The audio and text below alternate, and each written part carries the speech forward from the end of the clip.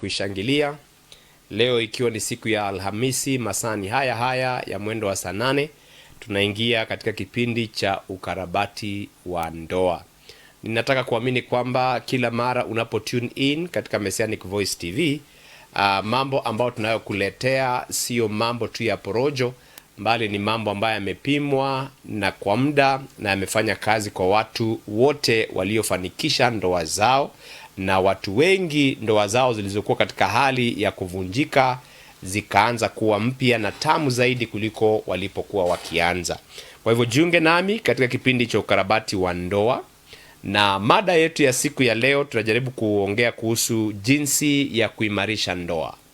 Ni vipi tutapepetea ndoa zetu wakati ambapo moto unataka kuzimika, tunauongezea mafuta, na ni vipi tunaweza kutunza mahusiano yasije yakazambaratika katikati ya watu wengi ambao wanataka ndoa zikavunjika, katikati ya pepo wanaotaka kuvunja ndoa zetu, na vile vile pia ni jinsi gani tunaweza kusaidia kufufua mahusiano kati ya watu ambao wamefika mwisho, wanaona kana kwamba ndoa ni scam. Kuna vipengele kadhaa ambazo tunaweza kuzijadili. Kwa hivyo tune in na uendelee kuwaita wengine katika mada muhimu tunapojaribu kuleta tiba ya ndoa. Tuombe. Mfalme wa ajabu, Yawe Elohimu wetu, mawazo yako ni ya juu kulinganishwa na mawazo ya kibinadamu. Tunakupa nafasi mawazo yako yakashamiri, mawazo yako yakapenya ndani ya waume, ndani ya wake, mawazo yako yakapenya ndani ya wavulana kwa wasichana, wakaona nia na wazo lilokuwa nazo hapo mwanzoni, kama vile mwanao wa pekee alivyosema haikuwa hivyo hata mwanzoni. Naombea watazamaji wangu wapendwa kwamba neema iliyo juu ya maisha yangu kuhusiana na ndoa ikazidi kusambaa na kuwafikia wengi walio tayari kuipokea. Nasema ni asante, pokea sifa, pokea utukufu. Haya yote nayaweka mezani mwako Baba Yawe, kupitia jina la mwanao wa pekee Masihi Yeshua Mwokozi wetu. Mtazamaji mpendwa, utakubaliana na mimi kwamba ndoa ni taasisi, the very first institution ya kwanza ambayo Yawe aliyoitengeneza alipokuwa anafanya uumbaji, na alitengeneza katika msingi wa agano. Na hapa ni agano la watu kupendana, ni agano la watu kuwa wataheshimiana, ni agano la watu kwamba watavumiliana, na vile vile pia ni agano ambayo watu watakaa katika ushirika wanaoambatana. Hata hivyo, kusudi la Baba wetu ni njema, lakini kawaida ya maisha utakuta kwamba changamoto zipo, utakuta kwamba mawasiliano yanakuwa ni mabovu, utakuta kwamba kuna uchovu wa maisha, mtu amechoka tu na maisha, na hivyo anakuwa mtu tofauti na yule ambaye uliokuwa umemuoa. Na vile vile pia kwa sababu tunaishi katika economy ambayo ni pandashuka kwa hivyo wakati ambapo pesa zimekosa, hata kama watu wanapendana, unakuta kwamba upungufu wa madola, upungufu wa shilingi, wale wakikuwa wanasema mbesha, unakuta watu wameanza kuvurugana kwa sababu kuna mambo ambayo hayaendi sawasawa. Na hivyo basi unakuta kwamba migogoro huwa inaharibu na kuzorotesha mahusiano katika ndoa. Huo ndio ukweli, na hiyo ni kawaida. Kama vile ambavyo maisha ni pandashuka, hata ndoa pia zina pandashuka zake. Mawimbi yanapuliza, mawimbi yanakupeleka juu, wakati mwingine yanakurudisha chini. Kuna wakati wa baridi, kuna wakati wa joto, kuna wakati wa utele, na kuna wakati wa kupungukiwa. Kwa hivyo haya ni mambo ambayo tunafaa kuambia wanandoa. Kwa kina ndoa naja kwenyu kuwaambia haya ni mambo ya msimu, na huja na yakapita. Na kwa hivyo katika kipindi hiki tunaleta habari njema kwamba kuna vile ambavyo mahusiano yanaweza kurekebishwa. Kuna vile ambavyo mambo yanaweza kuwa mazuri, lakini inategemea kama uko tayari kusikia, na kama uko tayari kubadilishwa, na kama uko tayari kurekebishwa, na vile vile pia kama uko tayari kupokea hekima ambayo inasaidia ndoa kuweza kuimarika. Uwe tayari kuanza kutengeneza upya mahusiano, na vile vile pia uwe tayari kumhusisha Yawe awe katika ndoa yenu. Tunaambia watu ndoa ni kama ile jiko ya zamani ambayo tulitengeneza kwa mawe matatu alafu kawekelea nyungu tukapika chakula. Na enzi zile ambazo tulitumia nyungu sio sufuria, ni vigumu sana nyungu ile ingelishikiliwa na mawe mawili. Na kwa hivyo ndoa ni ya mume na mke na si ya mume na mume. Ndoa katika mtazamo wa fikra za aliyeanzisha taasisi hii, ndoa si ya Wanjiko na Wanjiro, la hasha. Ndoa ni ya mume na mke, na vile vile yawe awe katikati. Ndio maana inasemekana kwamba nalikuweko mlipokuwa mnakatiana. Hakuna mtu katia mtu watu wakisikia ulikatiwa ukiwa peke yako. Yale maneno aliyoyatumia, mistari aliyoichapa, mlikuwa wawili.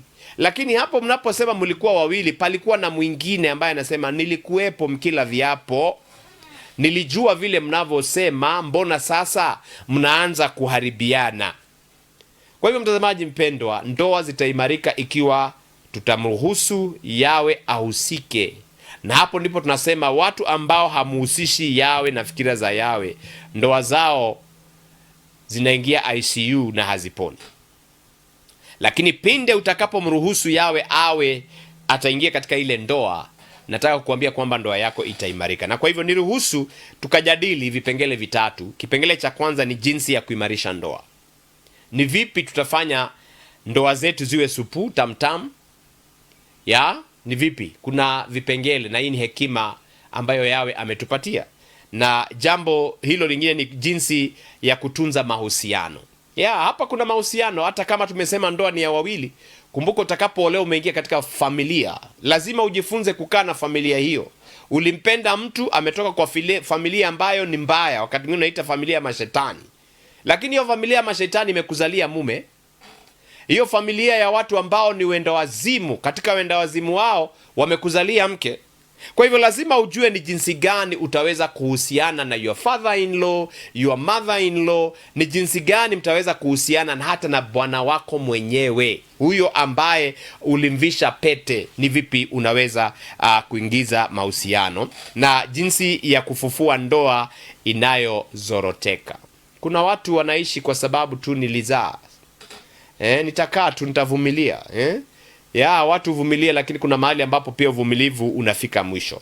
Lakini badala ya kuvumilia, si ufikirie ni jinsi gani ukumbuke zile siku zako za kwanza, ile wakati wa honeymoon, mlipendana na watu waliona hawa watu mazedhe ya compatible. Ni nini imehappen after some time mkawa kwamba yule uliyekuwa unamuita sweetie leo hii unamuita majina ambayo hata sitaki kutamka kama mchungaji? Kuna matumaini ikiwa tutafuata manyo ambayo tumepewa. Jambo la kwanza na ambalo ni la msingi mno katika ndoa na uhusiano mwingine wowote ni mawasiliano. Na hapa kwa sababu ni vizuri kuangalia mawazo ya Yawe tukiangalia katika Biblia, nataka niangalie kitabu cha Waefeso 4 mstari wa 29 ambayo inasema, neno lolote lililo ovu lisitoke vinywani mwenu. Maneno ya matukano, maneno ya maudhi, maneno ya dhihaka, maneno ya madharau usiruhusu yatoke katika kinywa chenyu, mbali lililo njema la kumfaa mwenye kuhitaji, ili liwape neema wanaolisikiza.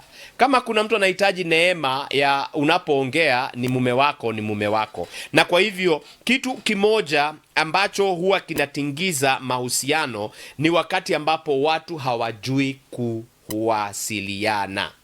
Mahusiano huharibika mno. Na kwa hivyo ningalikusihi katika hali ya ushauri uzingatie mambo haya. Kwanza, jifunze kusikiliza, si kujibu. Usiwe haraka wa kujibujibu. Anapoongea tayari wewe usikizi vile anavyosema, hauelewi hisia zake, uko tayari kujibu. Na wakati wako wa kujibu ni hali ya ile ya ninajaribu kujitetea, najaribu tu niondoke hapo. Mawasiliano mazuri ni wakati ambapo unawachana na simu, unamwangalia kwenye macho, unawacha amalize. Unaangalia hisia zake, unamwangalia kwenye macho, unampa masikio na roho na nia. Mawasiliano yanaweza yakaleta hali ile ya kuimarisha ndoa yako. Na jambo la pili, epuka maneno ya kuumiza. Kwa hakika hasira mori upanda mara kwa mara, lakini neno nasema kwamba usikasirike kiasi kwamba utamuumiza. Tukapewa mfano moja na wazee wenye hekima, akasema kuna mtu ambaye alitaka kusamehewa kwa maneno aliyokuwa ameyasema, akaambiwa chukua kuku hii, anza kungoa moja kwa moja manyoa moja kwa moja, akangoa akienda, alafu akarudi, akaambiwa kwamba sasa hebu rudi kwa hiyo barabara, ukaanza kuchukua hayo manyoa ukianza kurudisha. Hangeweza kuyapata yote. Kwa hiyo mtazamaji mpendwa, ndoa nyingi zinazambaratika kwa sababu kuna neno ulisema kama una hasira, umelewa na ukalisema neno ambalo liliingia mno ndani ya roho ya mtu kiasi kwamba kama atawahi recover atarecover, lakini anabakia na vidonda ama alama za vidonda. Usimtie jeraha mpenzi wako, kwa hivyo jichunge sana. Badala ya kupandwa na mori, wakati mwingine vuta hewa, achilia hewa, ama kimbia, toka nje ukapunge hewa, hasira zikarudi chini, na alafu utakaporejea utajikuta kwamba haukuongea kitu ambacho unajutia, haukufanya kitu ambacho unajutia. Na jambo la tatu, ongea kwa heshima hata wakati wa tofauti. Bila shaka wapendanao ni wawili ambao wametoka katika background tofauti, nasema hivyo. Lakini tofauti zenyu zipo, tofauti ya lugha, tofauti ya elimu, tofauti ya vile una process information, tofauti ya mipangilio. Hata tumezoeshwa kuambiwa kwamba hata wengine walikosania tu jinsi unavyofinya dawa ya meno. Yeye anataka ukaitoa kule nyuma, ukaenda ukaokoa, ukaanza kufinya katikati. Hiyo tu ikaleta mchafuko. Wengine wamekaa kwenye meza, moja anasema ni panya, mwingine anasema si panya, ni panya si panya, ina chumvi kali si chumvi kali. Kidogo kidogo mnazambaratishana. Tofauti zipo, mwingine anataka chumvi nyingi na wewe hautaki chumvi nyingi, mnakaa nyumba moja. Tafuteni jinsi mtakavyowasiliana, mkutane katikati. Na jambo la 4, toa muda wa mazungumzo ya kifamilia. Na hapa tumeanguka. Hapa kuna kashida. Kwanza kwa sababu ya hii simu na kazi. Mwingine alitoka kazi asubuhi kama umelala, mwingine naye anakuja jioni, anaingia kwa nyumba, mwenzake ashalala. Hawana nafasi ya mawasiliano. Hapa mimi nimeokoka kwa sababu nakumbuka tangia wakati wa ndoa yangu tulitafuta muda, na sana sana ule wakati wa anniversary tunakaa chini na mke wangu, tunachukua kitabu, tunaanza kuulizana tumetoka wapi, tumeenda wapi, uliniudhi hapa, mbona ukasema hivi. Yani hali ile ya watu wanapowasiliana na kuongea, utakuta kwamba watu wanaweza kukaribiana na umeziba ile mianya ambayo shetani angetaka kuingiza udaku wake ili kujaribu kuwazambaratisha. Na kwa hivyo wanandoa wengi wanaishi nyumba moja, lakini hawaongei. Hawaongei. Wewe unaongea na simu yako sana, mwingine anaamua kuongea kwa karatasi. Nilisikia moja wa bishop pia akipeana mfano ati kwamba niamshe, unaandika karatasi niamshe, na mwingine anaandika kanisha amuka. Sasa si una mdomo, si muanze tu kuongea tu vizuri. Kwa nini mlale kitanda kimoja na mnageuka ukuta, mwingine ameangalia ukuta, mwingine ameangalia pande hii nyingine? Mawasiliano ni foundation ya ndoa kuimarika. Jambo la pili la kuimarisha ndoa, heshimu na dhamini mpenzi wako. Heshima, wanasema si utumwa wa Swahili. Kila mtu anahitaji kudhaminiwa. Usiangalie mapungufu ya mtu alafu kaanza kumtukana kwa mapungufu yake. Mume au mke anapoishi na madharau, wewe utanidharau, nidharau, lakini kuna mahali nitasema enough is enough, na hapo ndipo unapokuta talaka zinakuweko, watu wanarudi kotini wakapewe talaka. Na jambo lingine pia ambalo linaonyesha ni heshima ni wakati ambapo unaambiwa kitu unapuuza. Mume alikuambia nifanye kitu fulani, wewe ukaona kama si cha maana ukampuuza mara 2 mara 3. Mke akakwambia jambo hili linaniudhi, ukapuuza, ukaona kama it's not a big deal. Kile ambacho ulifikiria hakimati kikamata kwake, na kilipomata maziwa yenyu yakamata ya ndoa. Watazamaji wapendo, usipuuze. Wacha kuwa na hali hiyo ya kupuuza mambo ambayo mume wako anakuambia, mke wako anakuambia. Utakapokuwa na hali hiyo ya kuheshimu mafikira yake na mawazo yake, utakuta kwamba kutakuwa na upenyo. Petro wa kwanza 3 mstari wa 7 inasema kwamba jifunze kukaa na hawa wanaonekana ni wadhaifu kwa hekima. Umemuoa mume ni mpungufu, chukua hekima kama iliyokuwa na mwanamke katika Biblia anaitwa Abigaili. ukadhamini yale ambayo unayoambiwa. Waume wengine wameingia kwa shida ni kwa sababu kuna kitu mke aliona akajaribu kukuambia ukampuuza. Na msikubali mwingie katika ile misemo ya Wakikuyu ati kwamba mtaamini akina mama baada ya siku 2-3. Unaweza fikiria hiyo siku 2-3 itafika ukute kwamba umepoteza kitu kikubwa sana. Usiongojee kwa sababu ya kupuuza. Na vile vile kutodhaminiana. Kutodhaminiana ni katika ile hali hauoni values zake, ya? Na hapa ndipo tulisema katika hali ile ya mawasiliano, always compliment. Amevaa vizuri akangojea mwambie hey, you look good. Amenunua nguo akiongojea kwamba you look beautiful. Alafu hapo wewe haukumwambia, kazini akaanza kuambiwa na watu, hisia fulani zikaanza kuinuka zikielekea kwingine kwa sababu mwanamke anapendezwa na kusikia. Lakini wewe haumwambii, umekauka tu kiafrika. Nilikuambia I love you mara ya kwanza, unajua na kupenda kwa sababu nimekuoa.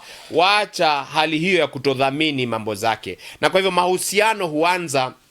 mahusiano huanza kudhoofika wakati kuna madharau, wakati kuna kutodhaminiana. Na kwa hivyo ninakupa vile vile pia donge, tiba ya dawa, donge ambalo nitakupatia jinsi ya kuonyesha dhamani ni kushukuru. Umepewa vizuri, umepikiwa vizuri, usione tu kana kwamba kusema thank you so much, the meal was delicious, hata pale katika tendo lile, baada ya wewe kutoka hapo si useme jamani leo kumekuwa kuzuri sana. Hiyo inamtia hali hiyo ya kufanya mambo yakaweza kuwa mazuri, atafanya bidii zaidi ya kukufurahisha hata na zaidi. Tambua juhudi za mwenzako. Amechapa kazi, amekuja, amejaribu, amekuja bila kitu, acha kumwambia wewe ni bure kabisa. Kama mwingine nilivyoona kwamba watu wakipita na magari anasema angalia magari ya wanaume. Ushaanza kumshusha mori mume wako kumwambia yeye si mwanaume kwa sababu hana gari. Hapana.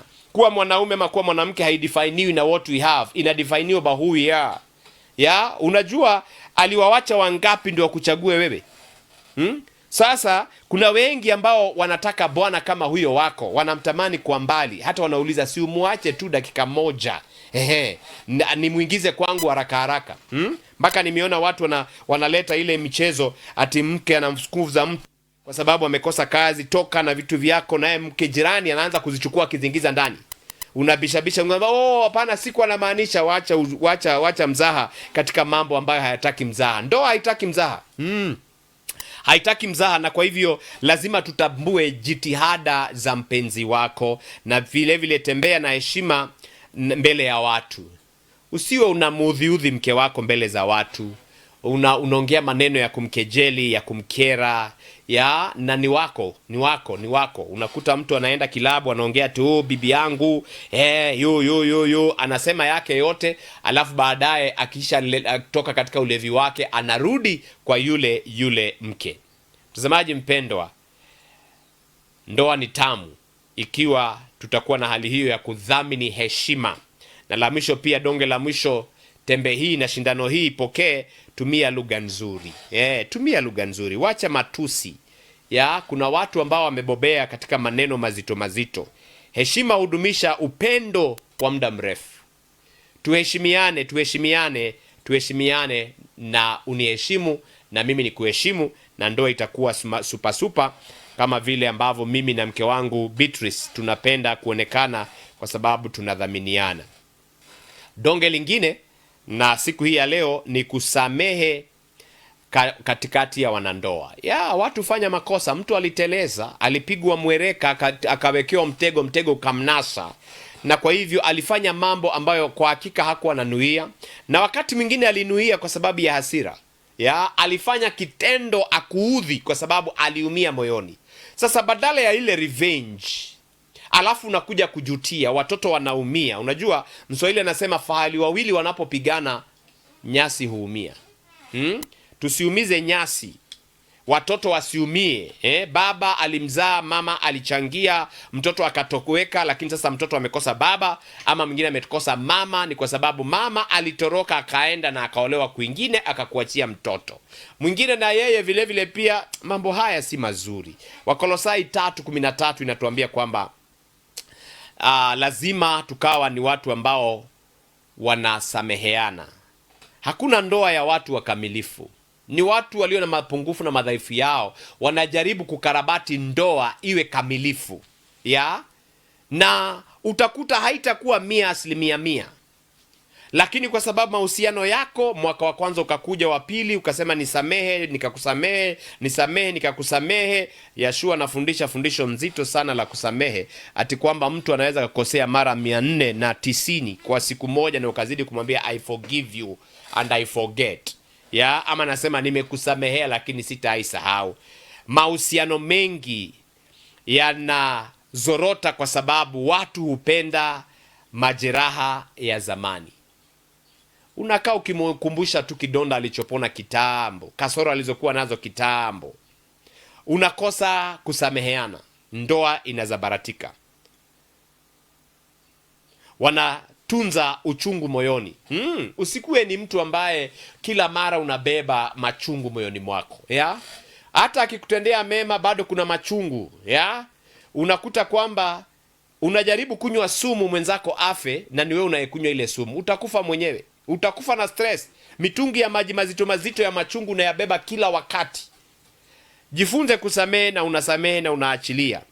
Na nataka niongee hapa tunaposema kuhusu kusamehe, kwa hakika unaweza ukasamehe, lakini si lazima tu kwamba usahau kabisa yanayotokea. Mtu alikutenda kitendo kiovu, utakuwa unakumbuka tu, lakini hata kama unakumbuka, machungu hauna. Hiyo ndio kusamehea. In other words, kusema kuna mahali aliingiza kidole kikakuuma, hautamruhusu aingize kidole. Kwa hivyo hausahau. Unajua hii barabara ukipitia nitaanza kulia nilivyolia jana, na kwa hivyo hausahau. Kusamehe si kusahau, na kukubali kuumizwa tena. Kusamehe si kusema kwamba unampatia liwe, ati kwa sababu wewe ni mtu wa kusamehea utasamehe kesho, ananisameheaga unarudi kesho. Hiyo ni tabia mbaya, desturi mbovu. Hapo ni pale tunauliza, hii ni ungwana? Kufanya kosa, kurudia kosa tena na tena na tena. Usiwe mzoefu wa mtu ambaye kila mara unaumiza alafu unakuja unasema sorry. Hiyo sorry itafika mahali antibiotics ikatae, maana umekunywa hii dawa ukitumia vibaya. Itafika mahali ifike siku ile ambao hatutaki ifike. Ndoa haiwezi kupona bila kusameheana. Donge la 3, muda pamoja huimarisha mahusiano. Muda pamoja, wengine walifanya muda wao wa pamoja tu wakati wa baada ya harusi, wakaenda honeymoon mwezi mzima, lakini baadaye hampeleki outing. Ni kwa sababu wako kazi, busy. Hizi kazi zimevunja ndoa nyingi. Wengine wanaenda kazi, wanaacha kazi zingine zifanye na wafanyi kazi kwao nyumbani. Hapana, tafuteni muda wa kukaa pamoja. Unanielewa ama umelewa na hii maneno? Mimi nimelewa na maneno haya ya kujaribu kuimarisha ndoa, kwa sababu tumeishi kizazi ambacho ndoa zinazambaratika. Biashara zimeharibu watu. Unakuta mtu ameenda biashara Meru, akasahau mume wake, wakawa na mahusiano na yule biashara partner. Haifai kuwa hivyo. Kwa hivyo tafuta muda ambayo your partner will always be missing. Anasema wow, I miss to have spent ile quality time. Hebu kwanza niende bureki, alafu nirudi tuanze kuangalia hii mahusiano ya pamoja itaendaje. Tushuke ka break moja, alafu tunarejea. Do you have a concern, feedback, or complaint about our programs or services? At Messianic Voice TV, your voice matters. We are committed to integrity, transparency, and serving you better every day. If you have any complaint or issue, reach out to us directly, share your experience, and let us make it right. Let all things be done decently and in order. 1 Corinthians 14, verse 40. We are here to listen, respond, and improve because you are part of this mission. Contact us today and let your voice be heard. Messianic Voice TV, truth, accountability, and service. Mtazamaji mpendwa, karibu katika kipindi cha ukarabati wa ndoa, na leo nakupa vidonge vya kuimarisha ndoa na kuepuka mambo ambayo yanayovuruga ndoa. Na nimekupa vipengele kadhaa wa kadhaa, na director ananiambia muda unayoyoma, na nitatia kikomo na tukajua kwamba tutaweza kuendelea. Na pendo langu ni kwamba tunakuwa na hali ile ya watu huwa wanakuja hapa tunahojiana, na hata kama sina mgeni siku hii ya leo, naamini kwamba wakati mwingine tutazidi kuendelea na mjadala huu, na ikiwa uko pale, we are very open as Messianic Voice TV, na mimi kama nahodha wa kipindi hiki ningependa hata na wewe unayenisikiliza, ikiwa kuna couple ungetaka tuwalete, ikiwa kuna mtu ungetaka tumlete, just nipe link, nitamtafuta, alafu tukaja kuboresha kipindi hiki, kwa sababu mambo haya sio yangu, ni yetu sisi wote wanandoa. Na kwa hivyo nilikuwa katika kipengele cha kusema kwamba jambo fulani ambalo huimarisha mahusiano ni wakati ambapo unatafuta muda kwa pamoja. Mimi nina hiyo culture, na wakati mwingine it's expensive na wakati mwingine si expensive. Nakumbuka hii hali ya kutafuta muda, unatafuta hata kutandika shuka mahali mnakaa wawili, mnakunywa tu soda, mnaongea mawili matatu. Ama wakati mwingine mko pale kitandani, unakuta kwamba amelalia kifua chako, alafu mnaanza kuulizana umeshindaje, unampatia ratiba yako, nimekwenda juu, nikashuka chini, nikakutana, nimefanya jambo fulani, nilikuwa na ugumu wa jambo hili lakini nikaweza kuovercome. Yale mahusiano yanawaleta watu kwa pamoja. Na vile vile pia usishuruhusu watoto wakaingilia kati. Wakati mwingine watoto wanaingiliaga kati katika uchanga, na vile vile wanapozeeka unakuta kwamba umewalea watu, mama anamwambia watoto ni baba yanyu ni wambaya sana, ni mimi niliwasaidia. Na wakati mwingine unakuta zile pesa ambazo baba alikuwa anafanya kazi lodwa anatuma, mama hakuambia watoto ni baba anatuma, na hayo ni makosa. Na kwa hivyo msiruhusu watoto waingilie mahusiano yenu. Na kimoja kingine ambacho tunakijadili mara kwa mara ni hii simu na mitandao. Unakuta kuna mtu amependa kuwatch show, anabaki pale mezani, anaona TV mpaka saa 6 ya usiku. Mume wake naye alishalala na uchovu wake mwingi, na hakupata ile raha ya mahusiano ya karibu. Wanandoa wengi hupoteza muda wao wa karibu. Tutafute ile nafasi ya kukaa kwa pamoja, nafasi ya kuzungumziana. Na kwa hivyo donge ambalo ningekupatia la kusuluhisha shida hii, tafuteni nafasi ya mazungumzo ya mara kwa mara. Unakuta ile simu yako umetumia credit kuongelesha Nyambura, ukaongea na Tieno, na si mazungumzo mabaya, ni ile hali ya kujuliana hali ya biashara, ukawazungumzia wengi, lakini inapofika kuzungumzia mchumba wako haunanga credit. Hata wengine wana tabia zingine, ati yeye akipigia wengine wanacheka, hata ukimpigia simu ako busy, alafu saa zile anakupigia ngambia nipigie. Yaani unapata tu na credit ya kupigia watu wengine, lakini haupigii mchumba wako. Hapo mahusiano yanapotea. Hata saa hizi nikimaliza hiki kipindi, wewe chukua simu, pigia mpenzi wako, muulize how are you feeling? I just wanted to affirm I love you. Ninakuwaza mawazo yaliyo mema. Kutembea pamoja. Wachungaji, msiwe na tabia ya kutembea, unatembea na kinadada na cheerleader, lakini bwana yako, bibi yako hayuko. Usiwe na mazoea ya kutembea na watu wengine, lakini kwa gari hautaki kutembea na bwana yako, na kama mmejaliwa gari ni mbili, wewe unabebaga watu wengine lakini mume wako hautaki kumbeba. Hiyo si pamoja. Alafu wanasemanga people who pray together stay together. Amshaneni asubuhi, shikaneni mkono, ombeni. Omba bila kukoma, kutoomba ni ukoma. Tafuta nafasi nzuri ya kuwa na ushirika wa chakula kwa pamoja. Na hapa pia hii teknolojia inatusumbua. Ile tradition ya family kwamba simu ziwekwe mbali, watu wakule kwa table moja, dadiko na ile mamiko na ina watoto hapa na pale.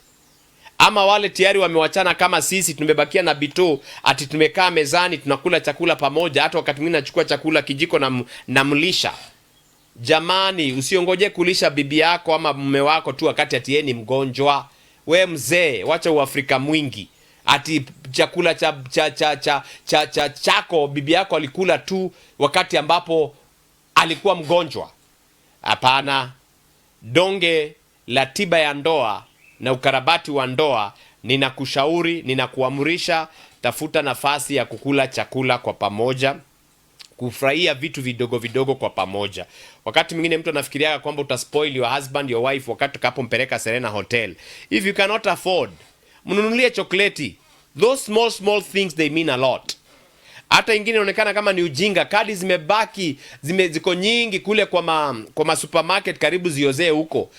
Chukua hata ile tu I love you certificate, umwandikie tu, mweke pale kwa kitanda. They mean a lot. Mtazamaji mpendwa, Vipengele ni vingi, vidonge ni vingi, hatumalizi kwa siku moja.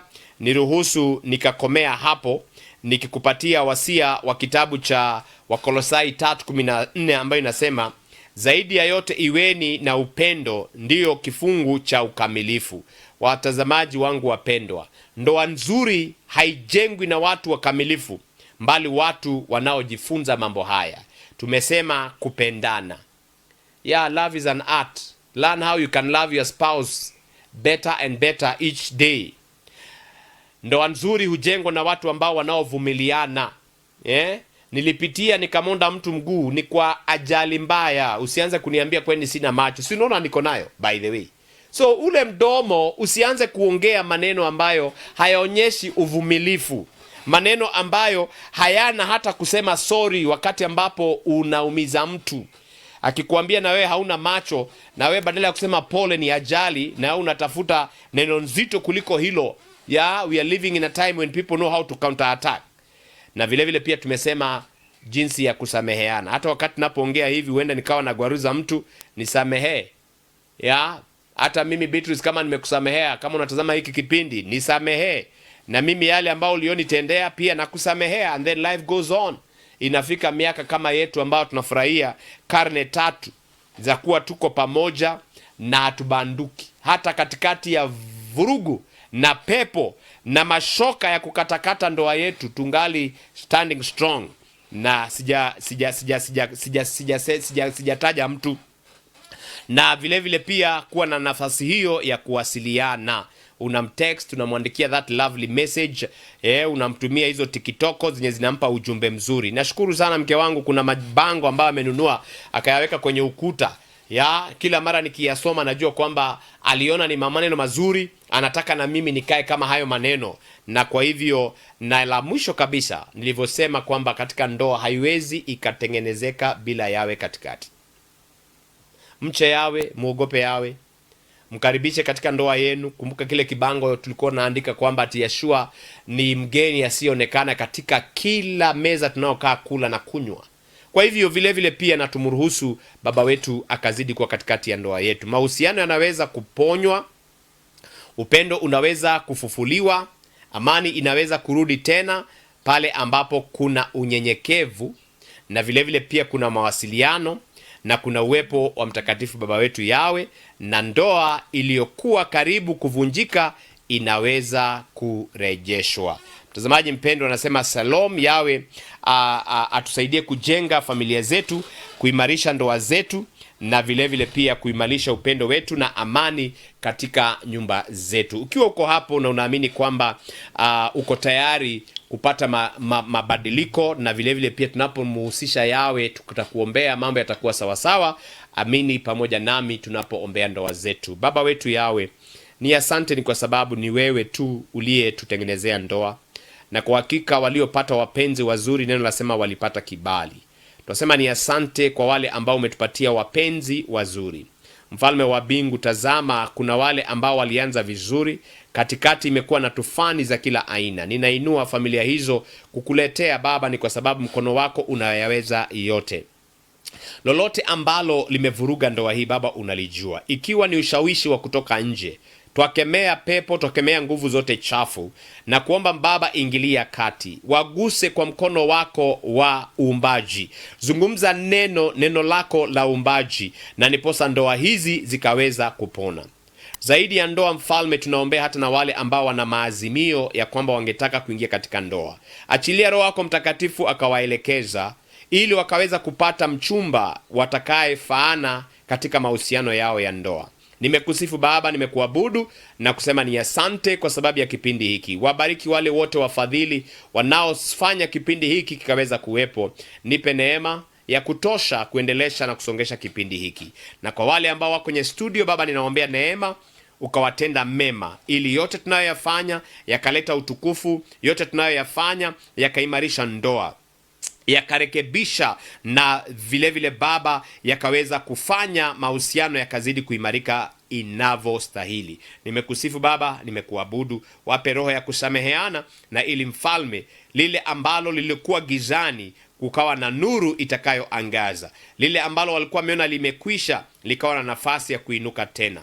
maana nimeomba kwa unyenyekevu kupitia jina takatifu na teule mno la mwanao wa pekee Masihi Yeshua Mwokozi wangu, nimekuomba na kukushukuru. Asante sana, na sitaweza kuangalia hali ya yale maneno mlioyasema, lakini asante kwa hiyo comment, na ukiuliza swali katika kipindi hiki tutaendelea kujibu maswali na kuleta tiba, donge na dawa na mashauri ambayo yatafanya ndoa zikaweza kuwa mahali ambapo zinafaa. Hadi tutakapoonana tena, ni mimi wako Overseer SK Ng'ang'a, mume wa Beatrice Wayego, kipenzi changu, na nafurahia kwamba nimeoa na sijajuta na sijuti. Kwaherini. In a world full of noise, find the one sound that truly matters. Welcome to the Request Hour Show, your daily sanctuary of praise on Messianic Voice TV. This isn't just a music program, it's a global gathering of believers dedicated to exalting the name of Yahweh. Every morning, the playlist is in your hands.